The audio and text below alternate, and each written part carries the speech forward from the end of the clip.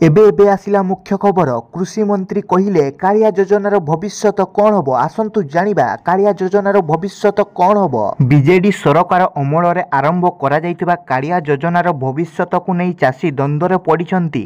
सरकार बदलिबा परे एही योजनार वर्षकू मिलुतुबा दुईटी किस्ती बाबद 4000 टंकार सहायता मिलिबो कि नहीं से नहीं आशंकार रहिछंती।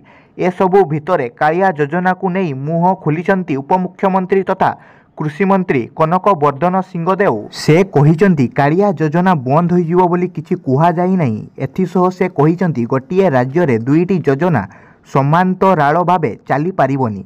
तेणु खूब शीघ्र राज्यवासी पीएम किसान योजनार लाभ किपरि अधिकरु अधिक उठाइबे से नहीं योजना करा जाउची। निर्वाचन दृष्टि रे रखी पूर्व सरकार एही कालिया योजना आरंभ करथिले किंतु कम लोक एहार फायदा पाइछंती। एबे भी अनेक लोक अछंती जेउ माने एहार लाभ पाई पारि नाहंती बोली सिंहदेव कहिसंती।